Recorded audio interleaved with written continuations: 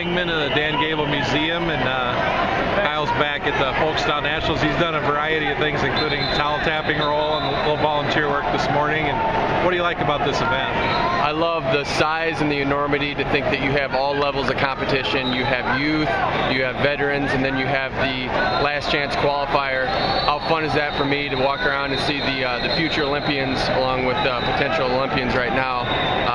Just walking down, as I came in, I saw 3 NCAA champions, and that was just within 1 minute. Who'd you see? I saw Jared Lawrence, I saw Chris Pendleton, and let's see, Collie Thompson. Those were the 3. And then I just saw an NCAA runner-up, Gary Steffensmeyer, right back here. So wrestle for you and I. Yeah, right? Wrestle for you and I. So how does it get better than that?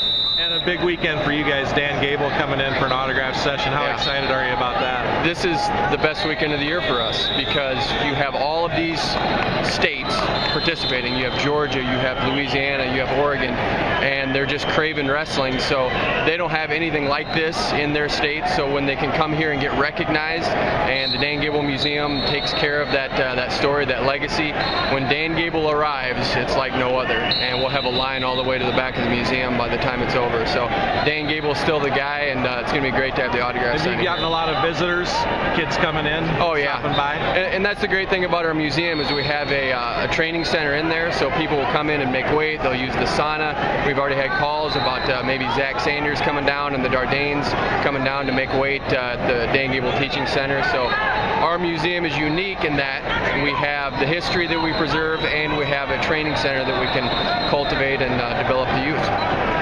Big month coming up, the Olympic trials coming to Carver Hawkeye. I mean, just your thoughts on that event. I mean, obviously huge for the state. Huge for the state, but what I like is it just didn't slow down for the state of Iowa. You have the NCAA tournament in St. Louis, you have this event at the end of March, and then you have the Olympic trials.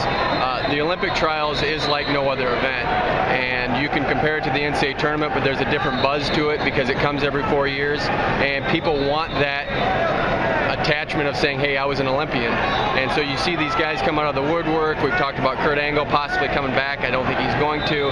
He pulled a hamstring, but people want that credential saying I was an Olympian, and then having that opportunity. In my mind, the Olympic trials is probably the premier event. I wouldn't miss it. And over 10,000 tickets sold. I mean, that's just something that's never happened before. Never happened before. They should sell it out, being in the state of Iowa.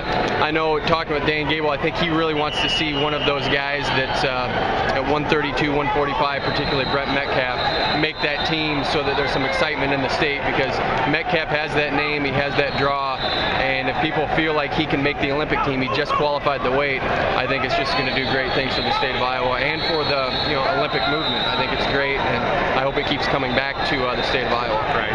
Last thing, just tell us what's going on at the museum and what you guys have been working on and what's coming up for you guys. Well, we have the autograph signing coming up today with Gable. So 3 to 5, we're having Gable sign autographs. That's a huge event for us.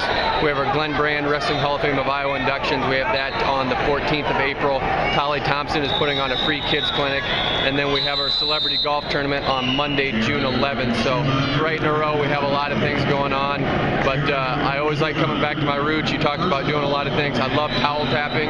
If I could be a towel tapper again and you guys would give me the go-ahead, I'd be right out here doing it again. And they give you like a free lunch too? Get a free lunch out of the deal, and I'll tell you, when I did, it was high pressure. I didn't realize I was doing it wrong. There's technique to it. I was whacking them on the back. In actuality, they don't even like you tapping, so it's more just a countdown.